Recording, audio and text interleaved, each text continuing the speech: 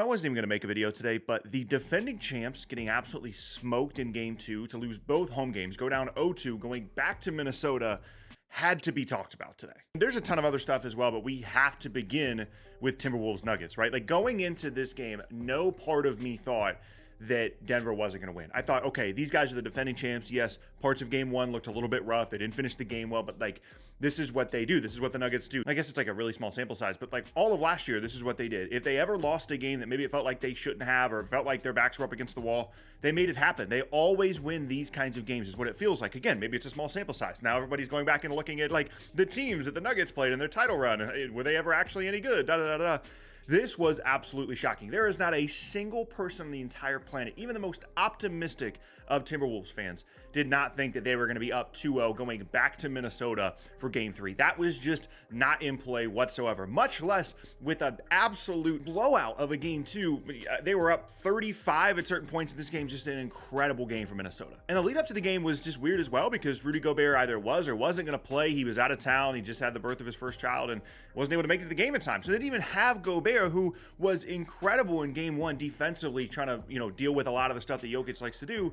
And it just didn't matter. They still beat him by 35. And things got so bad. We could talk about the game all we want to. Jamal Murray just starts throwing stuff onto the floor during possessions. Like the Nuggets, it wasn't just that they lost by a ton. It wasn't just that they're down 0-2 in the series. It was a complete meltdown. We've got people throwing stuff onto the floor. I can guarantee you that if the Nuggets were up 2-0 in the series, Jamal Murray would not play in game 3. The league would suspend him for game 3. He's not going to. I have full confidence he's going to play in game 3. We're probably not even going to hear about it. He's going to get fined, but that's about it.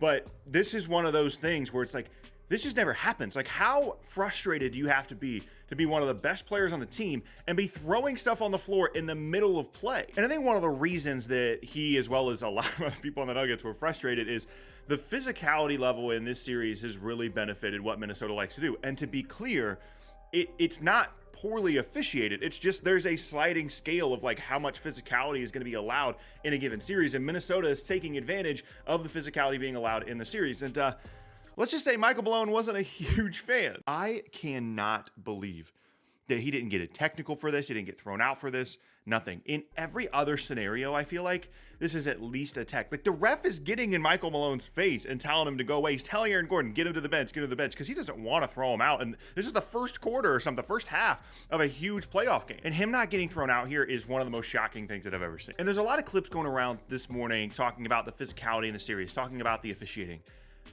If the game is being called the way that it's been called so far in the series, these are not fouls. Like in the regular season, yeah, you can't bump into Jamal Murray. He can't throw his off arm out at you. But there are 0 fouls in this sequence whatsoever. And this has been one of the themes of the series so far is Jokic is really good. He's been putting up his numbers. Nobody else on the Nuggets is doing anything. Aaron Gordon had a really good start to the game last night.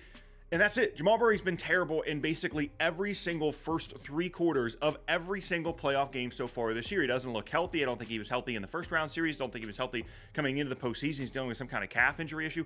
And even if he was healthy, the length that Minnesota is able to throw at him is a huge issue. This has been a thing for Denver all year long, even going back to their previous teams. Like Jokic is awesome. Michael Porter Jr. can hit some shots, but Jamal Murray is the singular perimeter creator, other than Reggie Jackson, on the entire team. Like Jokic obviously is great at creating for other guys, but you're not just going to have Jokic stand at the top of the key and drive and kick things out. And in terms of like getting easy looks off the bounce, driving to the rim, it's Jamal Murray and nobody else. And he's been terrible. And full credit to Minnesota, by the way, because again, nobody anticipated this. Nobody thought this was going to happen, but it's happening because one, Ant was awesome in game 1. He was really, really good in game 2 as well. Didn't get off to a fantastic start, but they've just figured out Denver in a way that nobody else has been able to. Their size bothers Jokic. Their size bothers Jamal Murray. They're hitting shots. Ant's been awesome. And they look like they're expecting this. They look like they're thinking, okay, this is how this series is supposed to go. And if you had told someone before the series started that Minnesota was going to be up 2-0, going back to Minnesota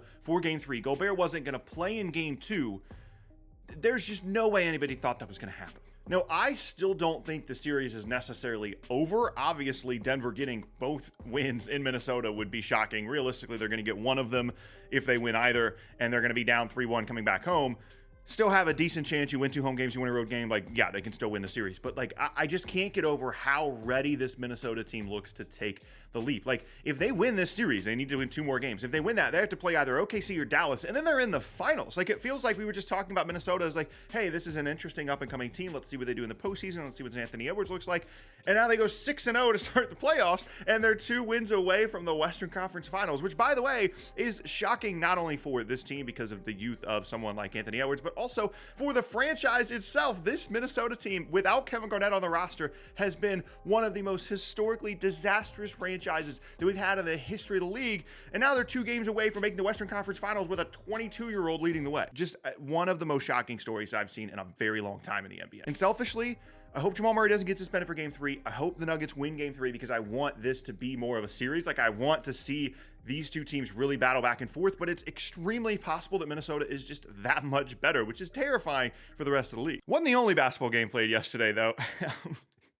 Game 1, Knicks Pacers, was it was interesting, to say the least. So for large portions of the game, Indiana just looked better. They were able to get all of their points in the paint that they always get. Their bench was playing extremely well, and the Knicks were doing what they do. They played their starters 43+ minutes apiece, brought a couple of other guys off the bench for a handful of minutes, but they basically ran the whole game with their guys. And for a lot of the game, it just looked like Indiana was better. They had more pace, they had more shooting, and the Knicks felt like they were slogging their way through a game after dealing with a very, very tough opponent in the first round in Philadelphia, playing a ton of their guys, playing their guys a ton of minutes. It just felt like, okay, they're kind of taking game 1 off here, even though it was at home. But that wasn't the story of the game, right?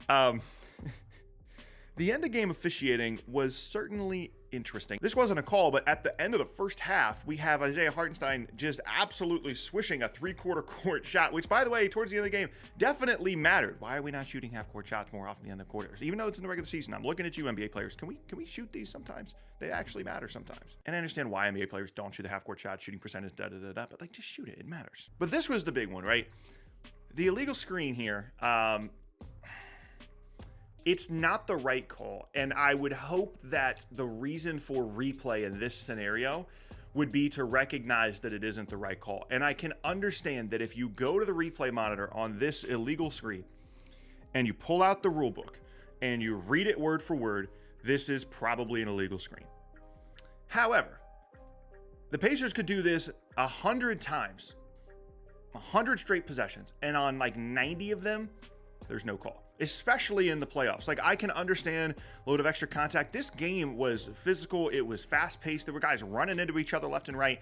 And I personally would prefer that this not decide the game. I would prefer that we actually get an offensive possession here. It's not giving that much of an advantage to the offense to not call this an illegal screen. And I would just prefer in the scenario that maybe we put the whistles away. That's all. And then ultimately, Brunson's awesome in the fourth quarter. The Knicks end up winning the game, which honestly is fine. It's game 1. The Knicks are supposed to win game 1 at home. The Pacers had a chance, but they certainly look up to the task in this series. And I wouldn't be surprised if this series goes 6 or 7 games because these teams feel pretty evenly matched. It's interesting to look at them and Cleveland and Boston, and Boston kind of looking around thinking, okay, we have a pretty clear shot here to go to the East or to the finals as the Eastern Conference representative. And on the other side, Minnesota's looking pretty strong too. A Timberwolves Celtics final series would be pretty interesting. The Kevin Garnett Bowl, the Danny Ainge Bowl, I don't know. There's something there. But outside of the games, one of the more interesting end of season press conferences I've ever seen. And I know that a lot of people right now are thinking about the games, but I'm thinking about the offseason stuff too. And Pat Riley is very clearly thinking about the offseason as well.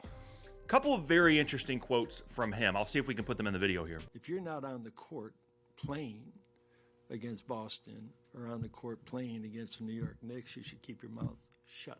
And there's 2 things that I'm pointing out. One is he talked about Tyler Hero in terms of an extension, in terms of his offensive responsibilities, all that stuff, in terms of not necessarily saying in terms of being on the team, but kind of saying in terms of being on the team, is going to depend on his availability. And it's clear that there's a tone of frustration right now with Pat Riley because he's used to having success. He's used to teams being out there and playing. And even though obviously from a postseason perspective that he'd have been really good over the last couple of seasons, regular season-wise, they've been near the bottom half of the playoff picture most of the last couple of years, with one exception. So clearly a tone of frustration here for Pat Riley. The bigger deal was, though, talking about Jimmy Butler, because Jimmy Butler made some comments about how if he was healthy or whoever they were playing, the Celtics and whoever else, like basically made some comments like, man, if we were still out there and I was healthy, we'd really have a chance. And Pat Riley was like, dude, If you're not playing, keep your mouth shut. That's what Pat Riley said. And there's two things happening here. Either Pat Riley is just frustrated and kind of flying off the handle of a press conference at the end of the season, or he's kind of trying to let Jimmy Butler know, like, hey, we don't really need you that bad. Like, we've got plans here that we can execute if you don't want to be here, or if you decide that you'd like to be somewhere else, or we decide that you would like to be somewhere else, because there's already been rumors. We talked about this in the last video about the possibility of Jimmy Butler not getting an extension with Miami. All those things are in the cards right now. And I'm not saying that it's going to happen, but this kind of an end-of-season presser is abnormal, even for a team and a franchise that can be as pointed sometimes as the Miami Heat's organization. I wouldn't be surprised if this rubbed Jimmy Butler the wrong way. I wouldn't be surprised if it was a calculated move on the part of Pat Riley to maybe see if they could push him out because they don't want to pay him another extension because he's never healthy. I'm not exactly sure what the read is here, but it is certainly worth discussing. And then for whatever reason, the NBA insists on continuing to reveal award winners in the middle of the postseason. Victor Wembanyama wins Rookie of the Year.